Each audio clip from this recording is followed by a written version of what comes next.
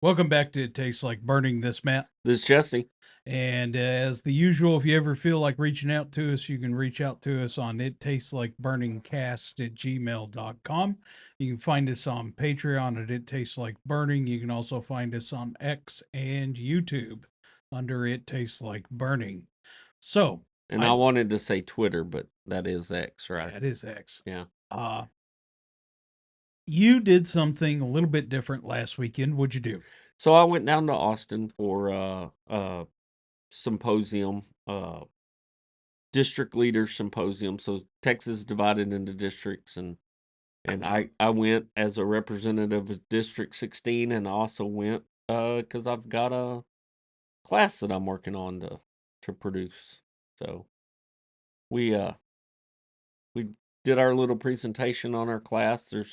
There's three of us working on this, and the other two folks that are working on this both have podcasts. So I got the chance to sit down, the three of us sit down together and record a podcast for the Hot Takes, which is the SFFMA's official podcast. So look for that episode here a couple weeks. It'll be out. Got to sit down with them with Greg Atkinson, the chief of Divine. His is Flames and Flavor podcast. So the three of us sat down, had a good visit. Who's the other one? Kim Okay. Hilsenbeck, yeah. And normally Kim's podcasts are 15 minutes. We broke the record at around an hour. So and finally cut that thing off after about an hour, which is nothing for us. We're the enduro Rogan style 3 hour podcast people, but it was good. Good conversation. Look for that. We talk about this class that we're putting together, which is a fire department marketing class. So has a lot to do with how you use social media, how you market, how to use social media for a funding stream. We talk about that specifically.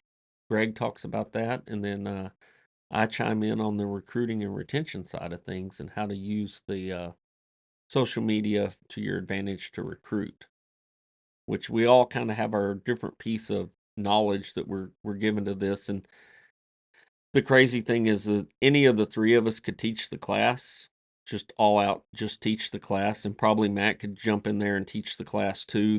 There's a handful of people around that could actually just jump in and teach this class with no more prep than reading the slides and kind of just expanding upon them. It's if you've paid attention to what we're doing, other than the revenue side of it, we haven't, you and I haven't dove into the revenue side of social media. Well, we've talked about it, but we just, I don't know. I think it's a combination of being really busy with other things. And it's not a priority per se. Yeah, it's as terrible as that sounds, revenue's not a problem. So we don't worry about money, Sorta. sort of. Yeah, that's one way to put it. Yeah, sorta. But I have a feeling that there's, and just sitting through Greg's deal, and hopefully I'll sit through his longer program, sit through a little condensed version, like a 30-40 minute version of it, and just talking to him. Hopefully I'll get to sit through his longer class at some point, uh, where it's a couple hours of it. But I mean, come on, they're doing some wild and crazy stuff. They have merch, right? Who else has merch, Matt? Uh, Besides us, which you can find at the Links in the description. links in the links in the description. I almost completely fumbled that because I'm Yeah, like New York City. yeah. Somebody get a rope. But yeah, so they sell merch that's branded to the department. Yeah, it's, because everybody needs a Divine Fire Rescue candle. In fact, I just feel like that's an important thing to have. I mean, You too need to be able to experience trash water in your house. yeah, and sweatshirts and pajama pants and whatever else. I mean, they've got a ton of stuff on there. I've looked at it, but they do a substantial amount of business that they're driving that business from primarily their TikTok, right? Because they're a big TikTok group. They have a lot of young people They're tied in with the high school there, so they have a high school fire and EMS program that they're part of. And by being tied in with that, they've also tied into the AV department. I don't know what you'd call them. The I mean, on Family Guy, his name's Neil, but but they've tied in with those kids, and those kids are helping them edit and produce content that's driving people to their uh, Shopify store to buy stuff. And we're not talking like 3 t-shirts a month here. We're talking hundreds and hundreds of items a month that are being sold through that store, which is, mind-blowing to say the least. I mean, I'm watching your mind blow right now. Well, but part of it is the name of the department. I mean, Yeah, it's not even spelled the same though. uh, But when he does walk in, I go, "Ooh," right. you I know, mean, the because ability to be smart enough to realize that you have a play on words, to have the divine fire department, the divine fire chief. I mean, yeah, run with that. yeah, I mean, you've got that benevolent dictator thing going on. Yeah, but no one likes my shirts and hats. Yeah. There's nothing wrong with being a benevolent dictator. But yeah, it's just it's really cool that that's an option. I mean, those guys are I don't want to put words in his mouth or speak for him, but it is worth their time and energy. Let's just put it that way. Well, just to kind of help put a different magnifying glass on this, what else do they do with the money that they make off of their social media and merch store? Is it enough to perhaps supplement their operational costs to the organization? Oh, absolutely. Absolutely. So you're talking about maybe five or $15,000 then, right? A month. Oh, it's a month. Yeah, a month. Oh, so you're saying that being able to have a modernized presence in your local community that actually attracts a younger generation has a financial impact beyond just the ability to theoretically recruit the occasional teenager off of Facebook And it's more profitable than selling pies. or bake sales. Yeah. Oh, so you're saying that they actually use this money for legitimate big ticket operational considerations? Yeah, no, that buys a, a lot of gear. Yeah. Yeah. Oh, Yeah. if Funny only how that works. someone had thought of doing that. But don't do that because we don't want the community to have a negative image of you. You know, how dare you keep those taxes at a reasonable level? The hell's wrong with you? Yeah.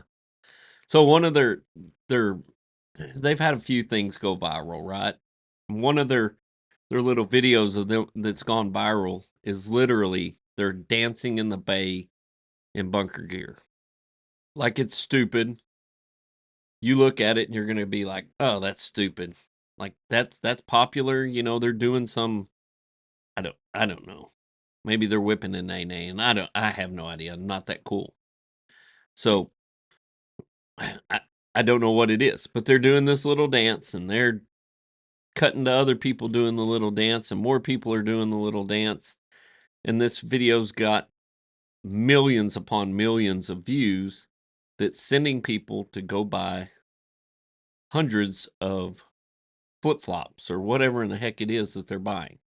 You know, we had members that once tried to release a dance video, and just short of executing them publicly, Um, we executed them. yeah, I mean, a little bit of waterboarding, it's not that big of a deal, right? They were just expired fire extinguishers. Yeah. Turns out if you squirt those into the air, it's a federal crime. Yeah, and an executable offense. Yeah, punishable. Yeah. Capital punishment at its best. Yeah. True story. Yeah. I literally like had to call in political favors to be able to keep these people on the department. Yeah. And they were on the verge of going viral. They were very close before we baby seal clubbed them. Yeah. And made it come away. Yeah. It's okay though. It's okay. It's just such a wasteful. Terrible. Yeah. Yeah. Foolish. Stupid. How There's dare you encourage the youth? there's a very southern saying that goes along with this. He bite off his nose to spite his face. Mm. Yeah. I don't know. You know, guys, the fact of the matter is that it turns out that you can't just expect people to appreciate being beat with a hose filled with sand. And then, meanwhile, anything that they were remotely trying to do to highlight their appreciation for the organization, even though you don't necessarily understand it, and going out there and destroying them on the backside of it, I don't know. Maybe have a different look at it. Yeah. It's not 1950 anymore. So over the week, and I had lots of great conversations with lots of great people and sat through a lot of different presentations, but one particular part, and you and I can talk on this, and we can expand this conversation a little bit. One of the topics that was brought up was trust leadership versus fear leadership, Okay. right? So obviously, trust sounds better than fear. I mean, Unless I it's would like 1950. I would like trust better than fear, but I'm not Fidel Castro, so But I can't be a benevolent dictator anymore. well, but the benevolent part helps with the trust, right? Oh. Oh, I see where you're Yeah, going with this. your you know penis tuber or whatever potato dictator. That's what it was. Penis potato. It's all the same. Part doesn't count, right? It's the benevolent part, right? So you sit in these rooms with these guys, and a bunch of them are pretty old and crusty, right? They're pretty old and crusty and set in their ways, and they, by God, in 1947 when we started doing this, you just iron lunged it on up and go in there and put out Mildred's cat with the 1-inch hose, and that's just how we did it. We should keep doing it that way. That's how we still do it because that's the way we've always done it. And these guys they use the fear and the fear of change and the fear of everything, the fear of Right. of they're going to come down on them or whatever. That's just do it that way because I said, or I'll make sure you're gone, or the list goes on. But that lead by trust, right? So that trust has two directions to it. It's not unidirectional trust. They can't just trust you as their leader, right? You have to trust them. But they have to, because I'm anointed as God. Yeah. But you have to trust them to do the right thing when you're not around. Well, see, but if I limit what they can do, then I know I don't have to trust them to do anything. Right. Yeah. They can call you every time, right? But that's what I want. And text you Every time. every time. Soon as the tones drop. Mother, may I please take the engine to this house fire? And then we get the holy smoker out and the ash, and I anoint them, and then they go. Yeah. Perfect. Oh, but that doesn't work, does it? Does it, Lord? No, it doesn't. No, unfortunately, that just doesn't work. We're getting to a new level of satire. It's great. Yeah, it's unfortunate, really. Even though we all wish that might be the case as chiefs, I can assure you, if you're at that point, you suck. Yeah. There's some problems with Yeah. what you're doing. It's not working. But you could look around the room and you could see the people that their face was changing when he was talking about that fear leadership. And you could tell the ones that were opposed to the fear leadership and the ones that were realizing that somebody thinks they're wrong, right? Mm-hmm. It's not that they're realizing they're wrong at that point. They're just realizing that somebody thinks they're wrong. And you could definitely read that on the faces around the room. And it's crazy. It's sad and it's crazy that literally, you've got these talented folks, and believe me, there's people in our ranks that are way smarter than me and way more talented than me in a lot of aspects. And if we're not willing to give them the chance to use those talents and that intelligence for the greater good, we're really selling ourselves short of what we can be. Right. Well, I mean, kind of look at it from a different perspective. It's right along the exact same lines you're talking about, but you can't be awesome at everything. Right. Okay. You can't be an awesome bookkeeper. You can't be an awesome parliamentarian. You can't be an awesome uh strategic commander. You can't be an awesome trainer. You can't be an awesome mechanic. You I mean, you can't be all that. My claim to fame is I'm the best person to ever ship between two shoes, which is a tall order. I mean, you really got to think of how many shoes people have shipped between. So, the thing I like to tell people, and they don't understand this, the ones that get it laugh. Uh my superhuman ability is paperwork. Yeah.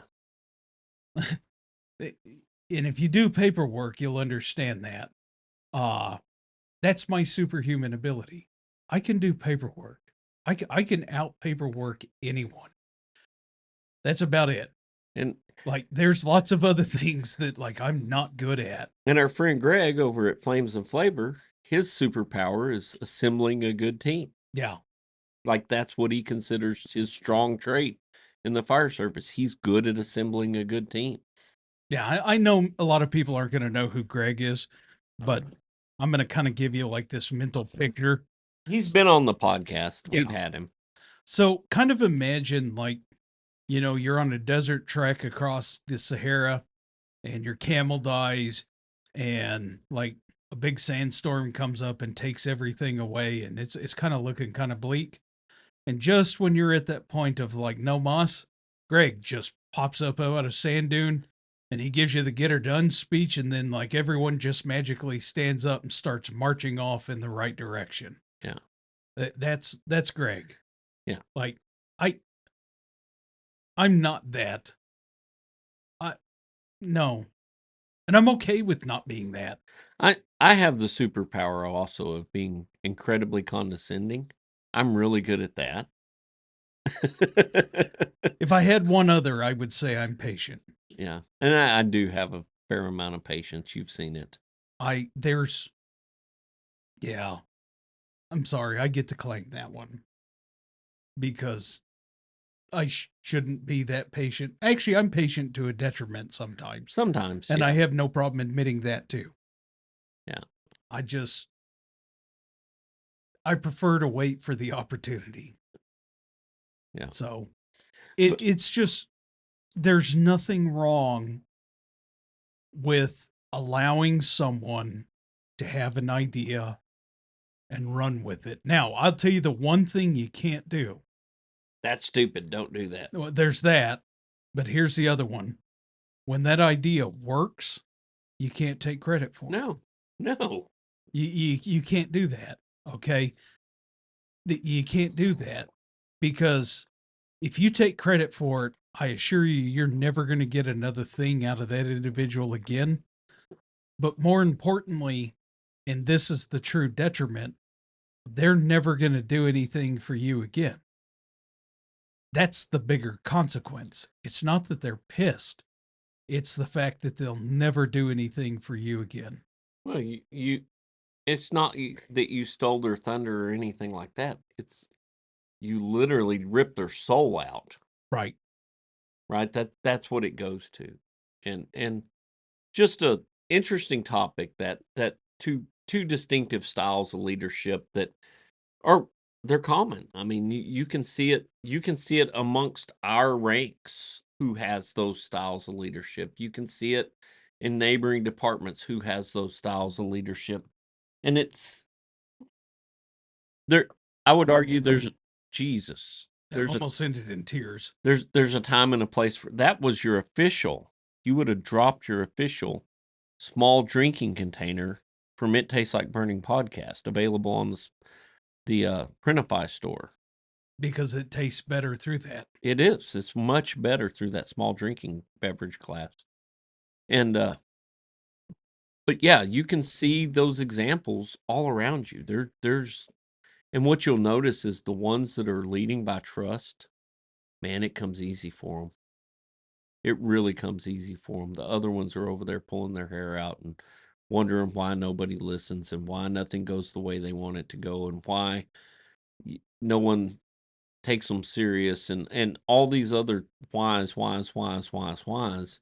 And the guy that's leading by trust is over there just selling right through it, man. He's got it. He's got the tiger by the tail. Yeah. And it's awesome. It's hard. Like you've got to commit and you've got to buy into that concept that can work before you can get anybody else to commit or buy into it. Well, and like a modern day word for it is also to a certain extent micromanagement. Right.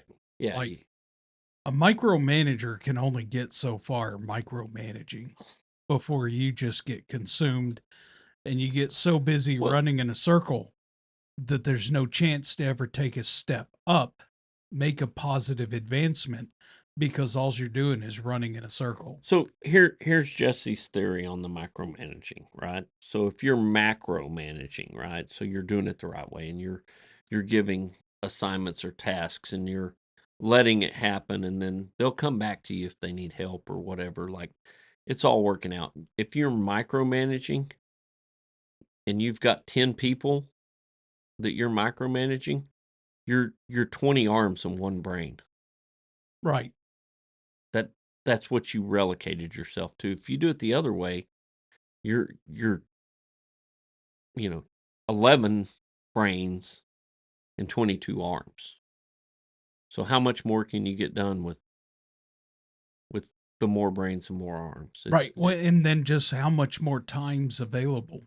To do other things and tackle other bigger Right. problems, right? Well, it goes back to my saying that you're only as valuable as the problems you solve, right? hmm So the guy that solves the small problems has small value, and the guy that solves the big problems has the big value, and that's true with just about anything that you look to do. But yeah, Yeah. It just, I don't know, you know, to each their own, but I can promise you that you can have a budding organization that's on the verge of breaking out and never break out if you don't change your, if you don't let it, yeah. you got to let it happen.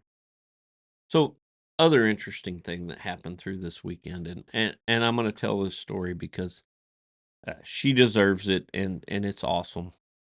And I hope she leaves it in the podcast because I'm pretty sure we did it while we were recording. But we're having this conversation, and of course, I pull this microphone out of my backpack, and I pull this cable out of my backpack, and we're talking about my backpack and all that's in there. And I pull out one of our hubcaps, right? Okay. Which, if what Matt and I refer to our hubcaps as a 3-inch tall challenge coin in the shape of our patch that conveniently on the backside displays the gigantic ISO 2 that's on it. That's, if the coin is 3 inches tall, the ISO 2 is 2 inches 2 7/8. Yeah, something like that. So it's prominent. Let's just say it's prominent on the backside. Possibly a statement. It's not as prominent on the front side because it's only about, half an inch tall on the front, but on the back, it's very prominent. And so I pull one out of my bag and I'm like, well, my bag's also got a whole bunch of these and these are heavy. And I'm hand it to her and she's holding it and she points to her shelf and she's like, you see all these? I'm not a firefighter, but people keep giving me these and I never understood what they were. And now I understand what they are. And I'm so thankful that they give them to me. And I don't know why they give them to me because I'm not a firefighter. And so through my poetic inspiration and I say a truthful statement. Well, Kim, they give them to you because you care. Because what you do has an impact on their betterment and you care about what you do and they appreciate you for that. And I could see the little quivers in the edges of her eyes and the tears start swelling up. And if she leaves it in and you listen to it, I'll offer a tissue. And she's like, "No, I don't need the tissue." Which is just a testament to who she is and how much she truly does care about this, Right. and the fact that impactful moment where it truly resonated with her, why she has this shelf full of challenge coins that in all reality she probably never would have gotten any other way, but doing this job that she does now, that people actually feel like her excitement for the job, her skills, her uh I'm almost at a loss for words, but she cares. Her deep caring for what she's doing and for the people that she's helping is it's it it's noticed, and they notice it, and they give her those coins. So at that moment, I went ahead and said, you should go ahead and put that one on your shelf too. Aw, it's like a Hallmark It movie. was like a Hallmark movie, but it's just the people that it matters for, right? Stuff like that matters for, and she's kinda at all that she's getting these from these people, and then, boy, I hit her with the old feels right there, and, it was a moment, it was a good moment, I hope it makes it into the podcast, and if it doesn't, shame on you, Kim, for not leaving that in your podcast. Yeah, at the end of the day, I will argue this. I think volunteers have a hard time understanding value until it does slaps them in the face. Right. And in my schmuck opinion, most volunteer organizations don't recognize value until it walks out the door, to their detriment. Yeah, no, that's definitely a fact. And that's a that's a pretty serious issue that I see a lot with volunteer departments. They don't recognize value, and they don't realize it till it's gone. Well, you also have to build value into your people, right? Yeah, one of the bigger statements, and the more I do this, and particularly the further that we walk out on the plank, that that statement, well, we're only volunteer. Shame on you. That's such a bad statement. You're not only volunteer. For the love of Christ, please reevaluate that statement and what it actually means and what it actually says about you if you think you're only this. Right. Because when you add that word only into that statement, and it's just one word, right? It's Yeah. that word only. You add that word only in there, it's like a exception of failure. You're accepting failure at that point. Mediocrity. Yeah. Mediocrity felt I'll put mediocrity and failure in the same sentence. That they're the same thing. Yeah. But you're accepting that as the norm, and that is so far from the norm. There are so many really great organizations all over the place doing really great things, and we meet new ones every day. Like, we come across just new ones that are like, "Oh yeah, no, they get it. They're doing good." So there's a department that I talked to just the other day. I've known them, but I didn't really know them. Okay. Had my first chance to really sit down with the chief and just talk. And so they're a bedroom community. Uh, so their classic daytime response is pretty legitimate problem. Okay. Uh, Chief realizes it, starts kind of doing a broadband recruiting platform, and he's making sure that he's trying to find it's a medical volume, call volume dependent organization. So he figures out that he kind of needs to get nurses or people that work in a hospital system that have that classic, daytime open. So he's telling me about his organization. Okay. I see his tools, I see his equipment. He's really pulling things together. And we're talking about a little bit about like politics, city, county politics, organizational politics. He's talking about fundraising, he's talking about financing, he's talking about funding, he's talking about goals, planning, you know. And then towards the end of our conversation, he says, I've pulled all this stuff together and I realized this is the year of training. We are focusing on training. Every single meeting, we're training. I don't care if it's a business meeting. I don't care if it's historically just a hangout time. We are going to have training. And he starts going through his training. Now it's January. He has his training outlined through September.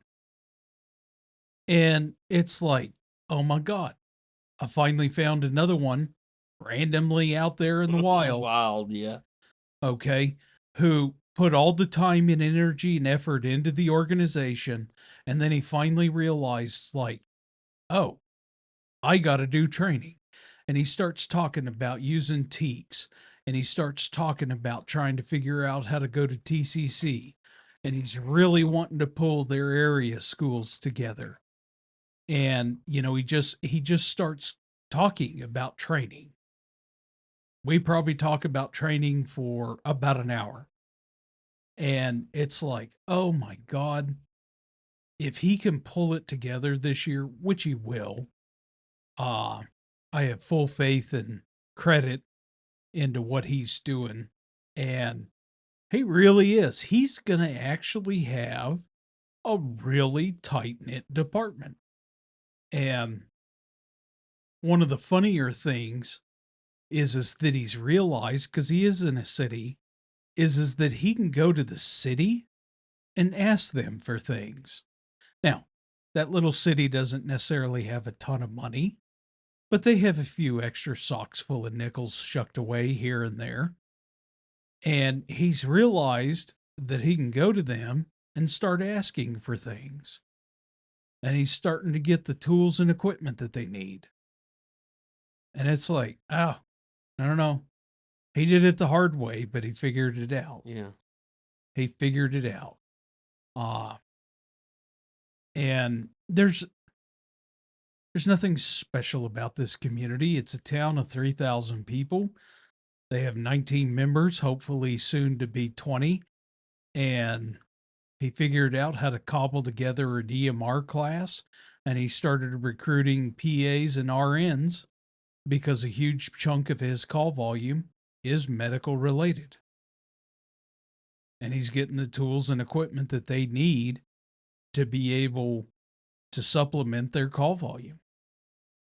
And it's just like, oh man, you're so close. You're so close. You're on the verge of being on something. And here's the other kind of refreshing thing. Uh, they'd had a grass fire. And one of his local commissioners, after that fire, came to him and said, hey, do you need anything? And at first, he basically just kind of gave him the aw shucks, we're okay, we get by. And then he realized, like, hey, wait a minute, we actually need some crap. So he went to the commissioner, and the commissioner just said, okay, go down here to this place. You now have an open PO there. Go get whatever you need to make sure you can get your trucks up and running again.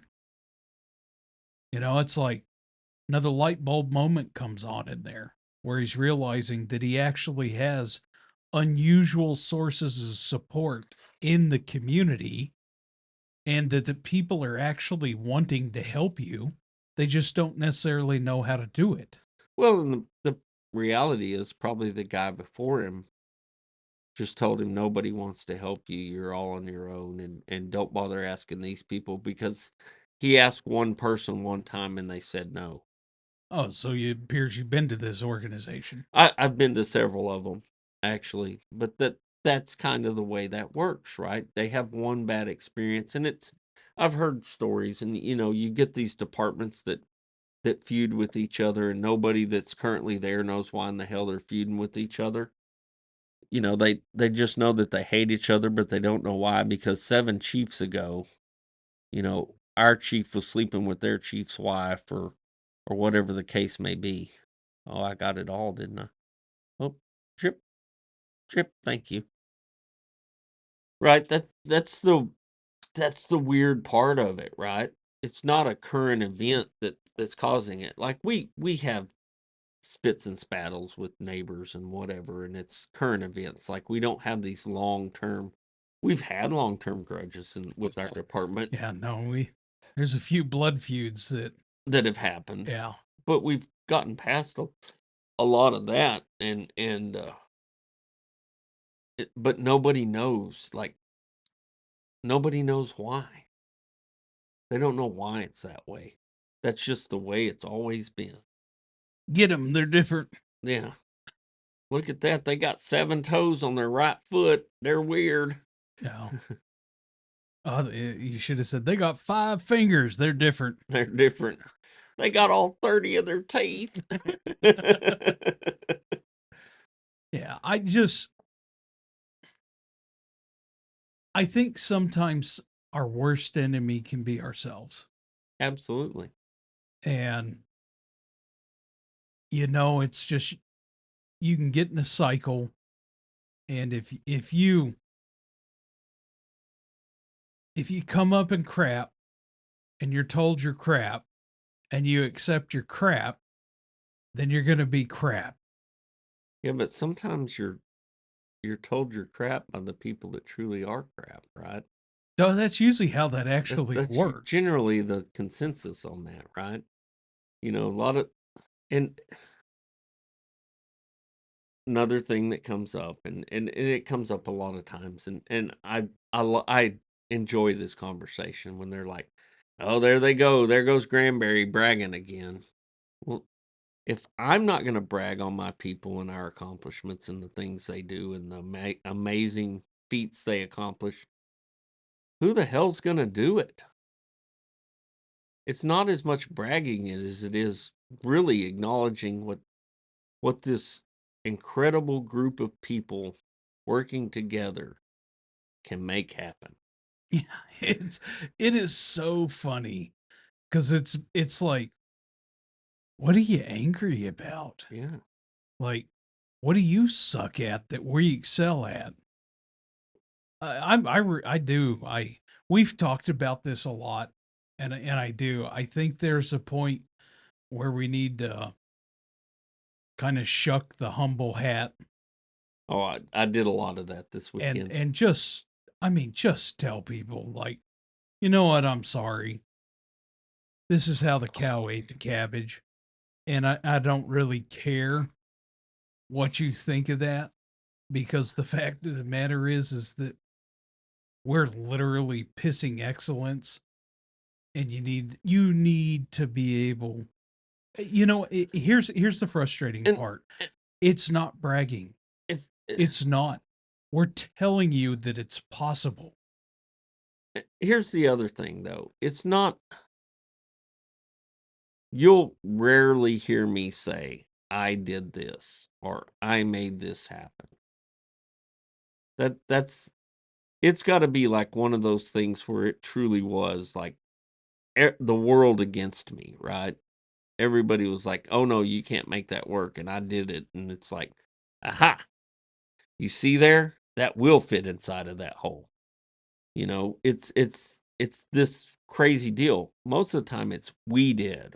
This was our people did this. This is it's more about acknowledging the triumphs, and I want to say the little people, but it's Well, I the think we've membership. been exceedingly clear about that we didn't do anything. No, we did Like, we did some paperwork, and we planned some organizational crap. right. Crap. I mean, And open the door. Here's the door, go run through it. Oh, not that one. It's got tigers behind it. Sorry. so go to a bigger spectrum on this. And You go to internationally and historically acclaimed individuals, pioneers of industry, uh, government, military, even at organizational levels. There's oddly enough a really common denominator in all of those success stories. And it's not a me thing. No. It's a we. Uh and great historic actions weren't self-centered and they weren't based on the individual. They were based on a collective group taking action. And I mean, you can be almost melodramatic about this and say that, you know, take a military's victory, conquest, whatever. You never hear about a general doing something that won the battle. It's, Private so and so did something with this group, a platoon, that brigade, whatever, that did something, and it was a group that did something that turned the tide of battle. Yeah. Um, and to kind of come back to reality on that, it's not individuals that achieve greatness. It's an individual's ability to get a group of people together to find a consensus to achieve that common goal that they have. Or to inspire the achievement, right? Right. Yeah. Matt struggles with the fact that we're inspirational at times. There's nothing inspirational about us. But I do understand that it is truly part of our job and our character and our position to be inspirational. Like, and that can mean a few different things, right? Sure. It's not just that.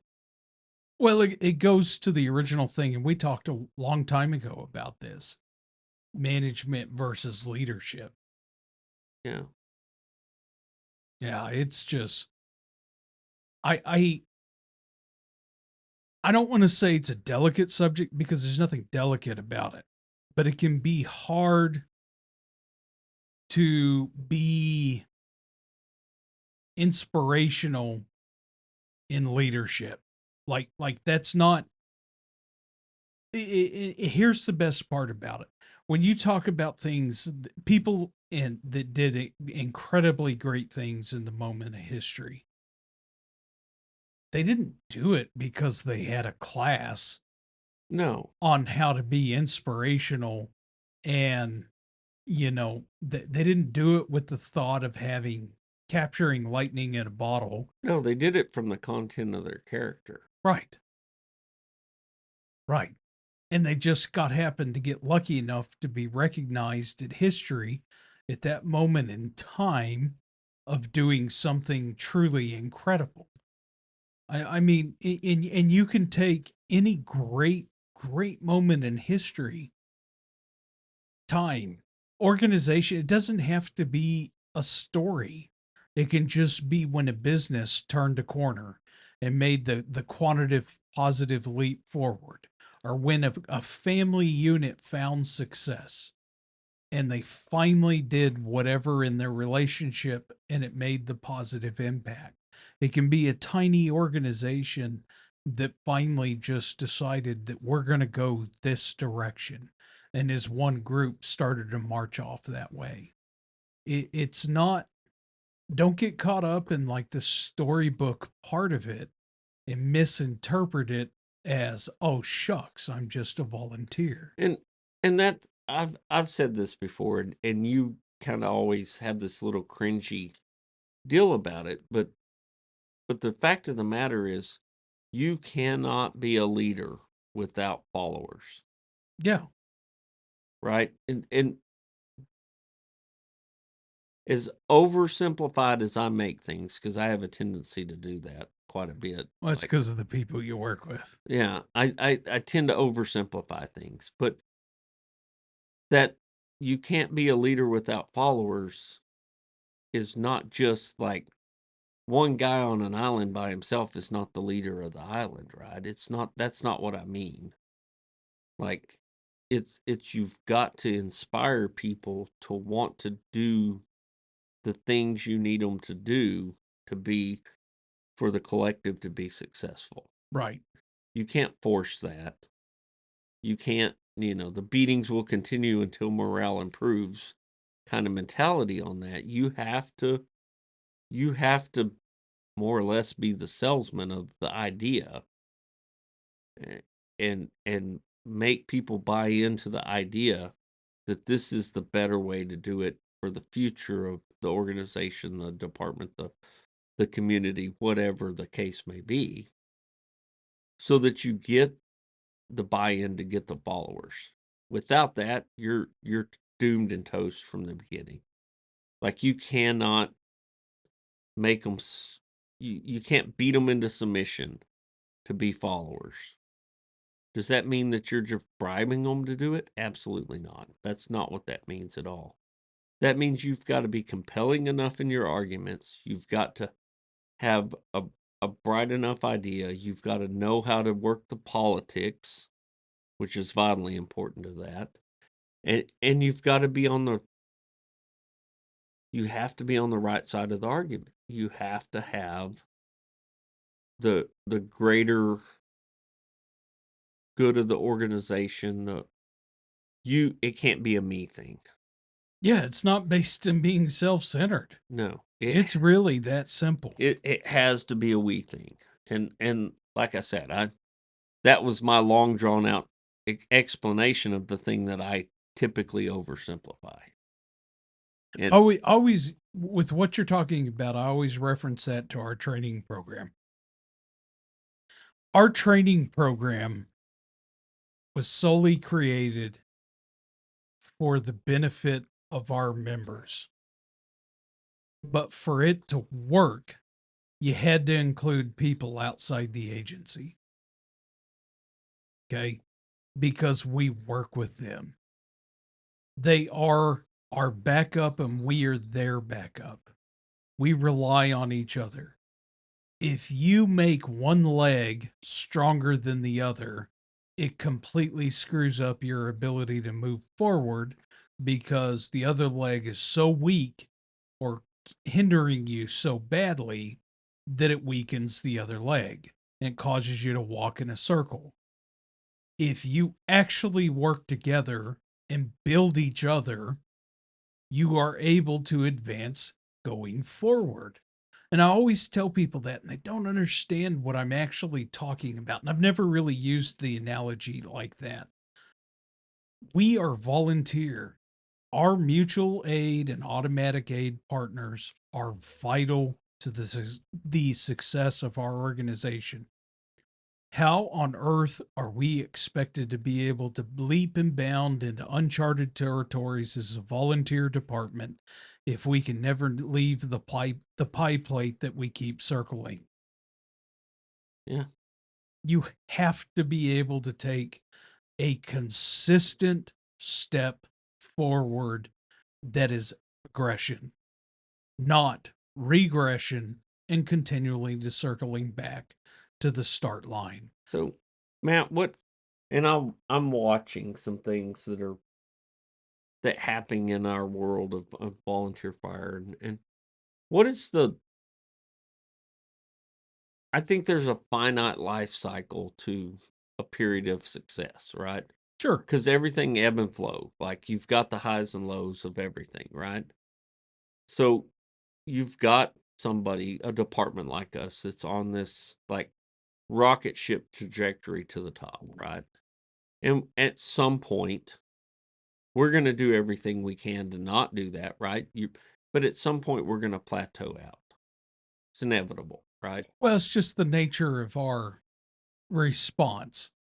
I Right. mean, we had 12,000 people in town. You can't have 12,000 people on the fire department. Right.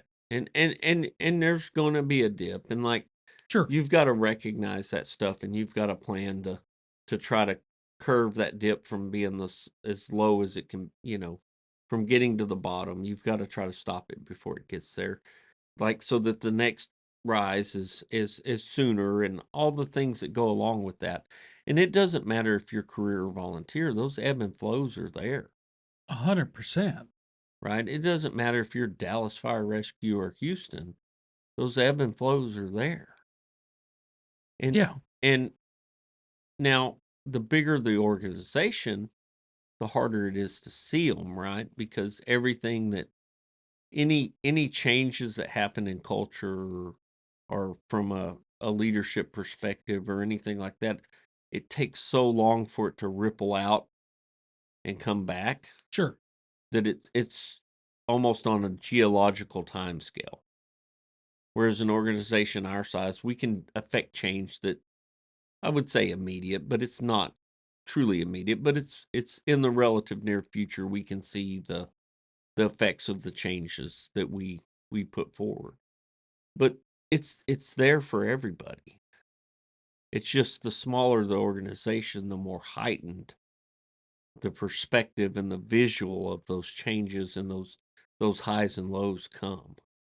Sure. Well, and particularly in our case, not everyone's housed out of one house.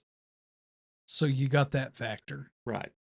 Uh, I mean, yeah, the bigger the organization, the harder it is. The longer it is to see trending. Right. That's just the nature of it. Now, the kicker with it is your ability to be cognizant enough to realize when you're starting to have a pretty negative whatever early, and then, for lack of better words, confirm it, reinforce, have supporting evidence of the negative consequence, and then immediately trying to be ahead of the power curve on that. But there's a big difference between 10, 100, 1,000, and 10,000 people in those trends. And you could all those different organizations could all have the exact same cancer, but the way that it runs through the organization's completely opposite. So yeah, no, you're 100% on that. I want another little thing from this weekend, and I keep going back to this weekend because I had a really good time. Visited with some really great people, had some great conversations, but I got to sit at the big kid table. Ooh. Ooh, yeah, ooh is right, right? So you go into this symposium, and there's people from all over the state of Texas, from all size departments and all things. And guess, Granbury got to sit with the Pasadena bunch. Ooh. Ooh. That's where all the cool kids That actually are. actually, for me, that's like actually kind of a cool event. Like I got brought into the inner sanctums in the circle of me and this station chief from Pasadena sat there and shot the shit the whole time for 3 days, basically. Excellent. Like we actually have things to talk about. It's actually good conversation. Learn things, expand our knowledge. Like, it's not, ooh, it's the rock star, oh, I touched Nickelback or whatever. But it's literally different to to sit at the table and talk to somebody that's a chief officer of the largest volunteer fire department in the United States, right? Right. Versus talking to the guy that's the chief of the department of three, and it's his wife and his oldest son, right? That's two different things altogether, right? And the things you learn from each other, because I assure you, he was as into this conversation as I was. When I walked up and said, "Ooh, I think I'd like to sit here," he said, "I'd like you to sit here. That'd be awesome." Right? That's kind of like I got to go to the adults table. Well,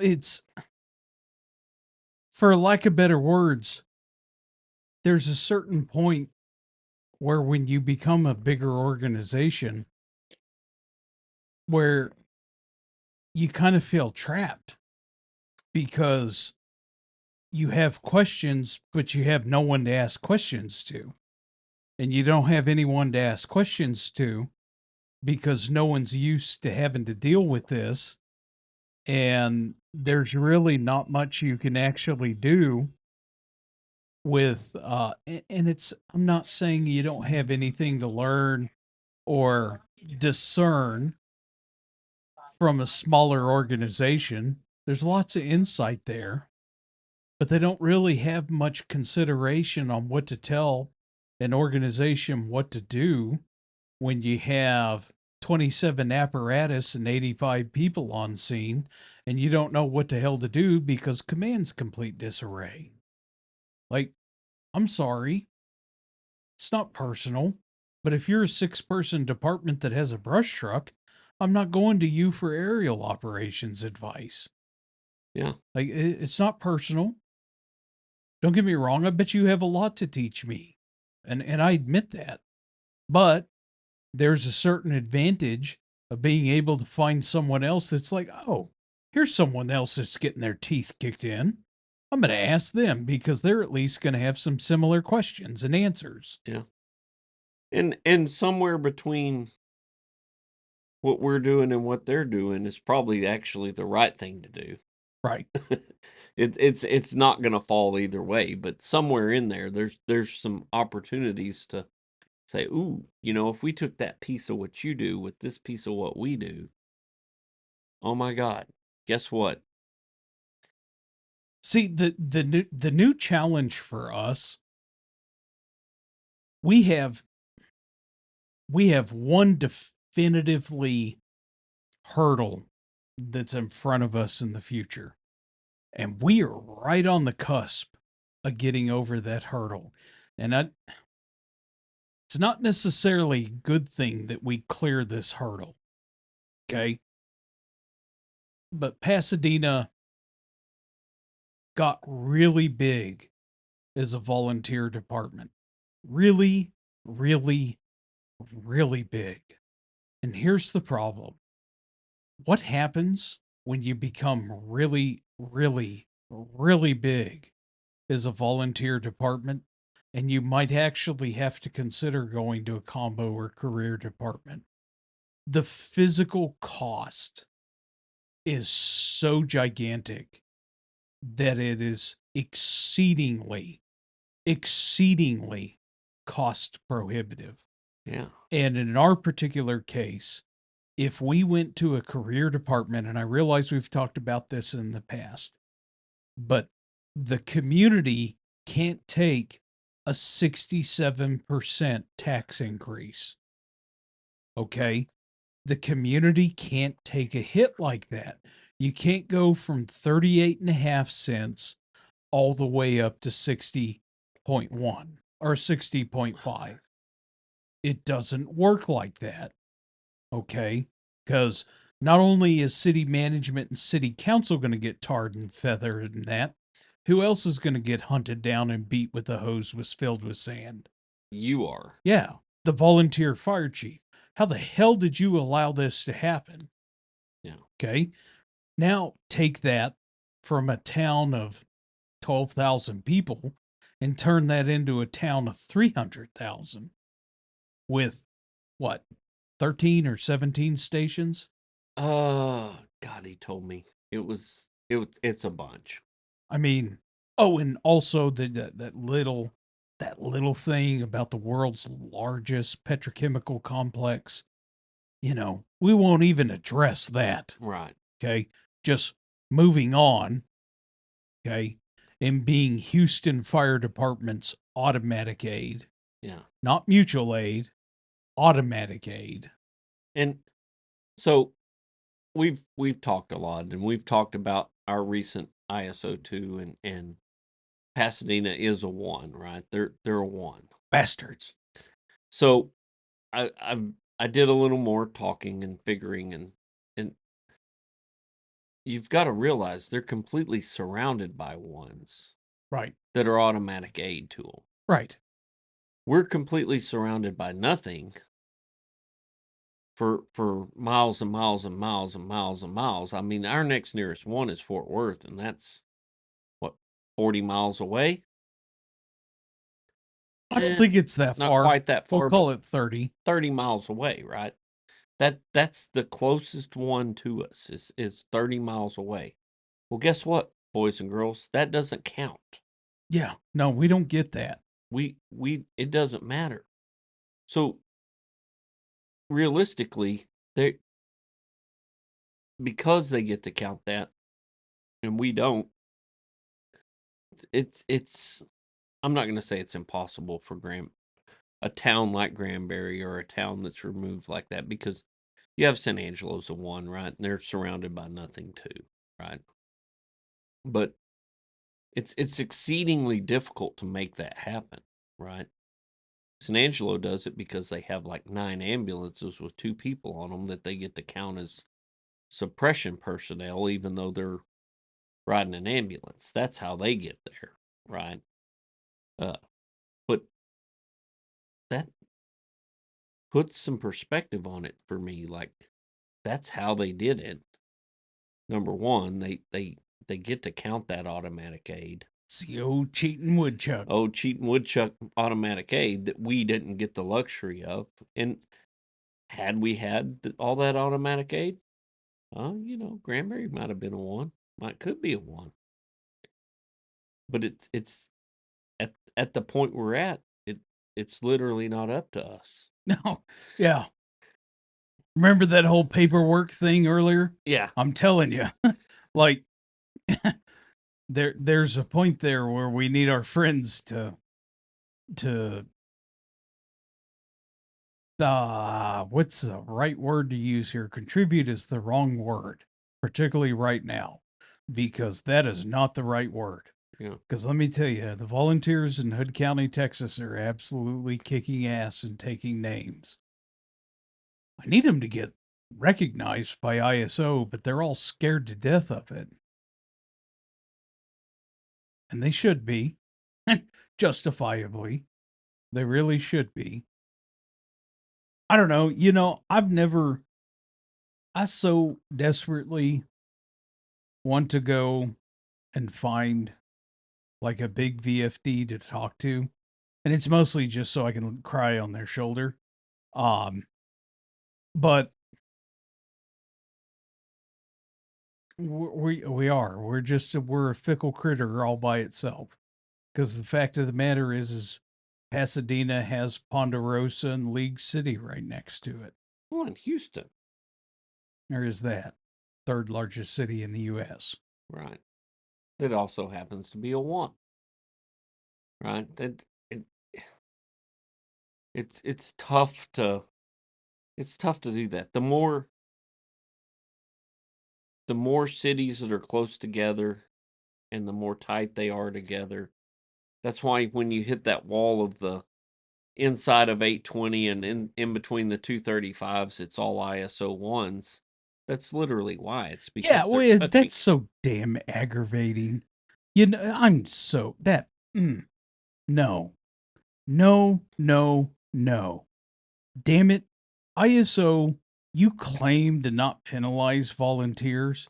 Yeah, that's not a penalty. It's not a penalty when you're getting whacked over the head with the freaking Mack dump truck. Yeah, divide by 3, carry the 2. I'm Square root of sorry. pi. That pisses me off so bad. I have empirical data, raw data that shows you what we're doing. And and the kicker is, and yes, I'm sorry, you're going to have to listen to this because the fact of the matter is that you could gut check me on any of these calls and you'd see that I'm not padding the numbers. Because God Almighty, if you actually padded the numbers, you are truly setting yourself up for a true teeth kicking in event. So we sure as hell never padded the numbers. And Keep going, Matt. It's fine. let's see if I can manage to get through this. Nope, I can't. And yeah, I'm sorry. Like, how in the hell does a department that staffs 5 get credit for their aerial and 2 engines? Meanwhile, I put 25 on a scene and I don't get credit for any of them. That just kills me. That is such garbage. I mean, God Almighty, we had well, it wasn't a commercial fire. It was a residential structure fire. It was a big house. There was 27 apparatus on scene of a residential structure fire. When I say you couldn't swing a dead cat and not hit 14 firefighters, it was that bad. Okay? But you don't get to count any of them. No, no, no. You don't get credit for any of them. And it just kills me. I can't believe how broken the system is on this. I blame the union. Oh, wait a minute. No. I don't blame those guys. They're doing what they're supposed to be I doing. know why that little policy exists. I get it. And it's because people are padding the numbers. Yeah. But what you do is you sit there and you actually physically hold them to prove it. Yeah. And what you do is you do more and you survey 10 calls. What you survey is the last 10 years. Yeah. That's what you survey so that you can adequately notice trends with the organization. Well, it appears that you actually get 4 people on a structure fire for every single call for the last 10 years. So you sitting there and putting 18 on there is probably a bit much. I don't know. That burns me to the ground. That makes no sense. That said, quite frankly, I'm glad I'm not an ISO 1. Sure, it'd be awesome to tell everyone to go pound sand. The other part of this is I wish Academy would hurry up and build their damn store. Yeah, so we can say nanny nanny boo boo, stick your head in doo doo. I am telling you, whoever the general manager of that Academy Sports is, they have no clue what friend they have In GBFD. when they come to Granbury. Yeah. Like, that store's never going to have premium support from anyone like what I'm going to offer that general store manager. The only thing that would be better is if it was like Academy, second floor is a Target. I don't know. Third floor is like, I don't know. Saks. 17th floor is. A Waffle House? Yes. Yeah. What's it? Oh, IHOP. IHOP. Oh my God. Yeah.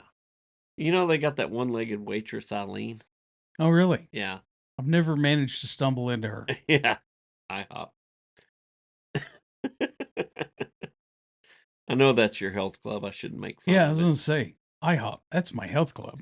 Yeah. So Jack makes a funny this weekend too that he's up there giving his little spiel, which Jack's been on the podcast before. He's our chaplain, and he's I dare say out there doing the Lord's work, right? He's out there promoting some mental health stuff, getting some training for chaplains where they're not just praying over a meal and telling you that Jesus loves you and good luck. Right? He's doing things. He's proactive about it, and he says he's up there giving his little spiel, and he says he's made for feed. He's not made for speed. And I think at that moment he had the room. Right? They were with him at that moment. So yeah, made for feed, not for speed. I truly wish Jack had more time to be able to dedicate to his program. But there appears to be many orphans and widows that need his attention. Yeah. And I wish Jack, I'll sound terrible, would sacrifice them to get his program up and running a little more. I I think think there's a need for it. I think that he got just from his little spiel about what he's trying to get going, and the training that he's working on providing, and he has provided, right? He got a lot of buy-in this last weekend. He got a lot of folks charged up and fired up about actually putting in some elbow grease to make this happen. Uh, awesome. Jack does realize that Texas is in a small state, right? Yes, yeah, no. Well, and in fact, he and I are going somewhere Monday night to help promote and do. I'm going to help him, and I imagine we'll take the old Corolla or whatever it is. And He invited you and not me. he did invite me. You're busy though. You're gone to That is the not the point. Saltwater Taffy Conference. That is not the point. Yeah, well, No, I truly. The sad thing is that his program's needed. I know it's needed. From to use like the mental health demographic lingo, I think one of the bigger missed out kind of underrepresented entities is those small VFDs. right. Yeah, and I'm gonna make some broad, generalized like statements here, right? It's stereotypical deal, right? You get to those smaller, more rural places like that, there is a lot more faith-based Sure. stuff, period, right? But the faith side of it, of the chaplain program, the chaplaincy, is at best half of it. At best. Ooh, I don't even know if I'd say it's half. Yeah, that's what I said. At best, it's Yeah, half of it. I know exactly where you're going with this. Uh, It may only be 10%. yeah, so let's bird dog for just a half a second Sure. on Yeah. this. So I would actually argue that the vast majority of the American population is actually religious. Okay. Uh Nowhere near the catastrophic numbers that everyone thinks it is. I would argue that the religious institutions that we all grew up with are a little archaic, and American society and cultures move past the archaicness of it. It doesn't mean that they lost their religion. No. Okay. Or the relevance of it. Right. When you get to small town America, it's a little more kind of on the shirt collar. Um, and that's why it appears to be more relevant in small town America. But I would argue the vast majority of Americans, vast majority, I'm in the extreme minority in this, that is doesn't look to religion as a fundamental cornerstone to the stability in their life. Um, and particularly in small town America, where it's a lot more prevalent is the correct word, and definitely a lot more day to day. It's also the single most underrepresented from the public safety, public service side because at the end of the day, a huge part of Lowell's Jack. Is there any chance you can edit that? That's fine. Whatever.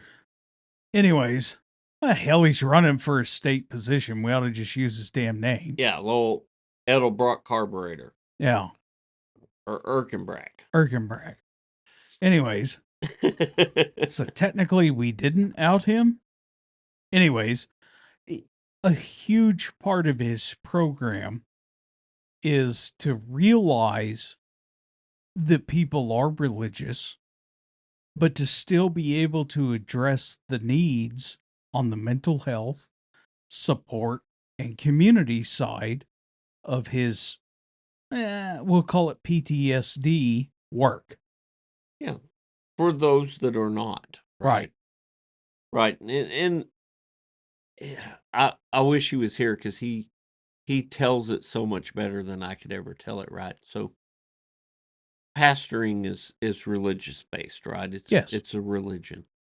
Chaplaincy is compassion based. Ooh, I am so glad you brought this up and we're bird dogging down this. Uh, so very, very, very, very early on, I was having this exact discussion with Lowell 5 years ago. And I told him, I said, if you plan on bringing religion into this, I won't even allow it to get past me. I'll crush you at every turn.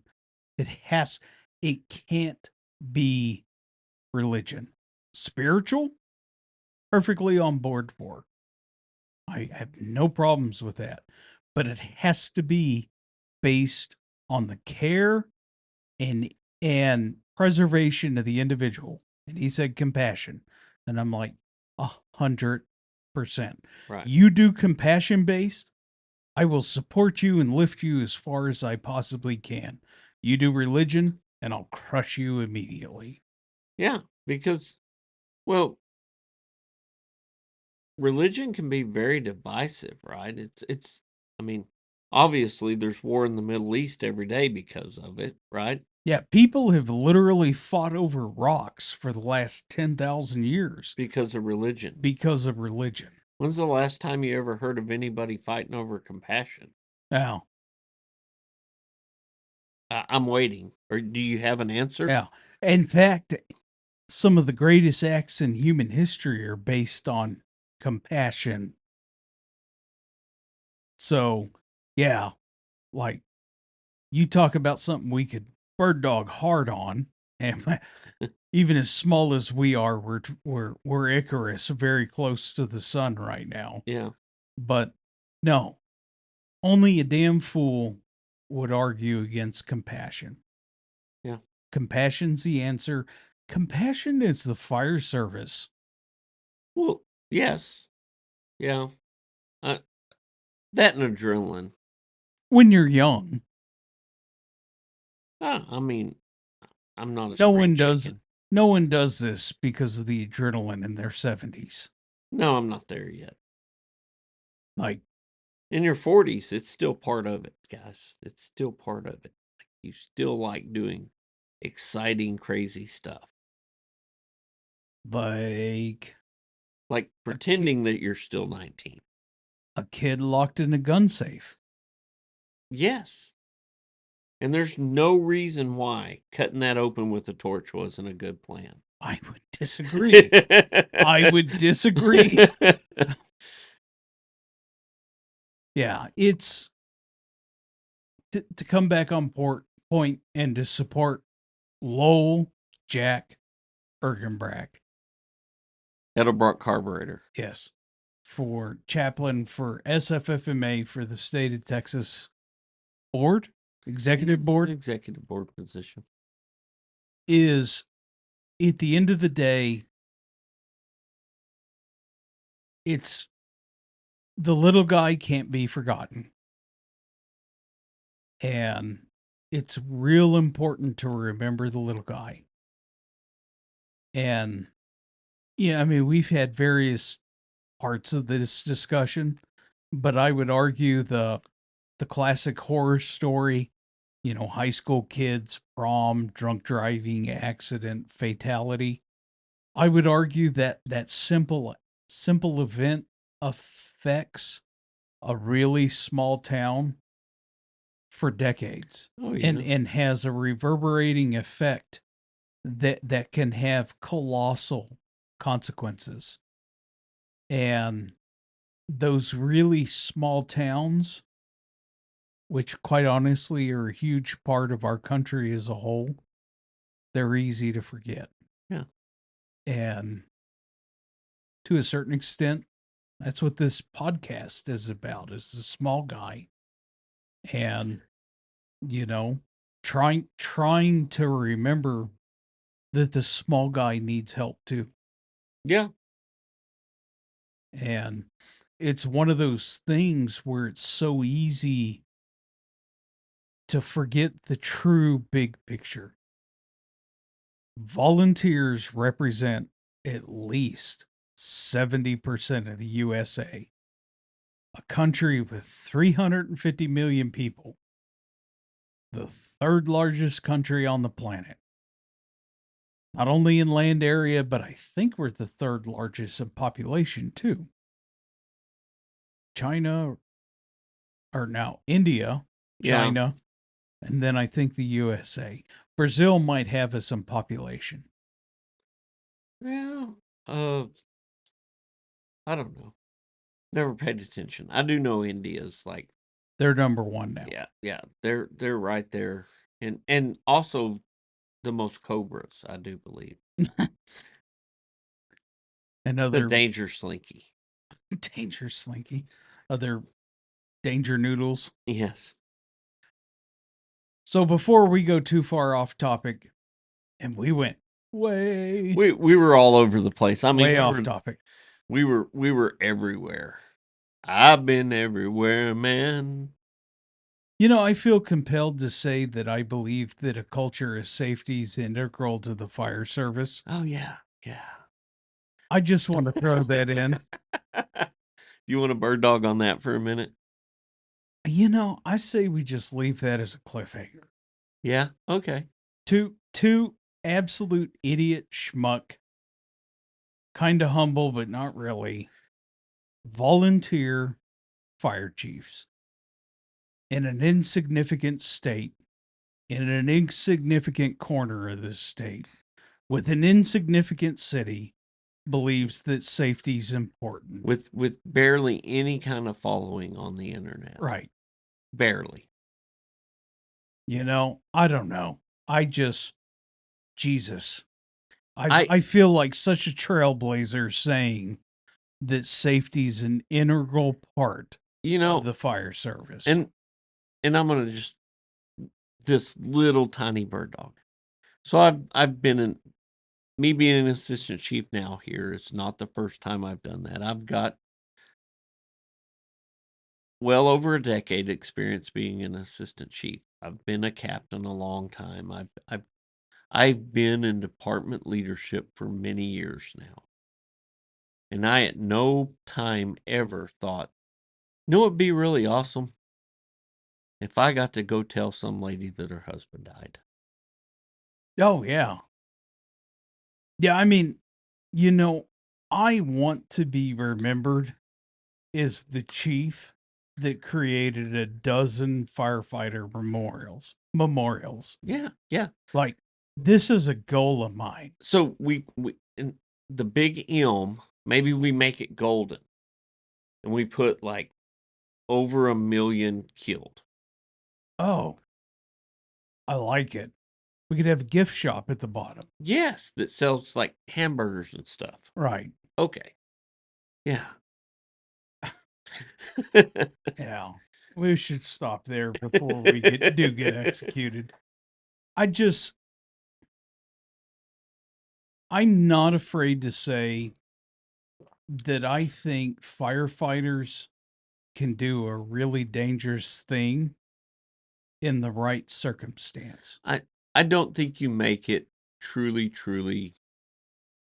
no risk safe, right? That's not an achievable thing, No, technically being a transcriptionist at a law office is not 100% safe. right? I don't even think we make it 75% safe, right? I think there's an inherent amount of risk just in the nature of what we do. Just getting from A to B Right. has an inherent amount of risk. But we should not do things that propagate that to a level where it's over 100% Or near. or near. I mean, for argument's sake, let's say near. Yeah, I just I know I'm a radical, and I know this is hardcore, but I I I kind I of actually believe in everyone comes home. I kind of like most of the people, most of them Most. that are Well, members of there's your a big department. difference between something terrible happening on scene and holding someone underwater till they stop moving. Oh, is there? Well, at least I draw a line there. But is there?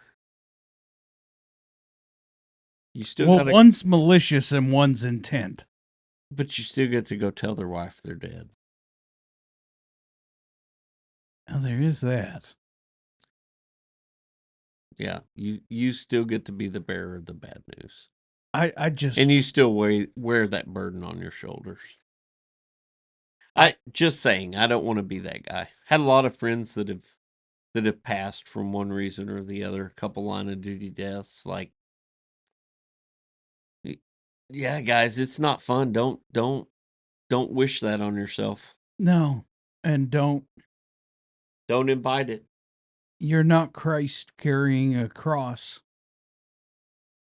Ah, Yeah. it's a sensitive, touchy subject, and all I'll say is that everybody comes home resonates with me. Yeah. I I need my people to come home, Yep. Yep. and that's oddly enough really important to me. I would argue, ooh, this is dangerous, even more important than on a scene where we didn't create the emergency. Hmm. Really Sure. radical, and we are on very thin ice right now. But I want my people to come home. So what if they don't come home because they ran off with the circus? Well, that goes back to the holding underwater until they stop moving. Okay. Okay. Okay. I just clarification needed it there. I'm Yeah, sorry. it's okay. Yeah, but it's a good exit strategy. And on that exceedingly dangerous note, if you ever have questions, concerns, comment, or a specific point of view where you don't agree with us on this, you're always more than welcome to reach out to ittasteslikeburningcast at gmail.com, because I can guarantee that'll get our attention. Yeah. And you can jump on here and have a lively and interesting debate on this. Yeah, we'd love to have you on. I mean, there's nothing wrong with having the conversation with people that don't agree with you. It's fine. And at least And here's the difference. You might be able to educate me and open my eyes to a different perspective that my middle aged fat ass has never considered. and at least if you remote into the podcast, I can't actually get my hands around your neck. There's that. But It's okay, though. We're volunteer. We're idiot. yeah, dumbasses. Yeah. I don't even know how we've survived to this point. Fools and morons. Yep. Good. But if you ever feel like buying Fools and Morons merch, you can always check out the link and the description in the comment, or leave us a comment also. Yeah. You know, we like likes, subscribes. Those are friendly and helpful and beneficial. And I'm going to do my best effort to remember to put the Hot Takes podcast in the description and the Flames and Flavor podcast in the description.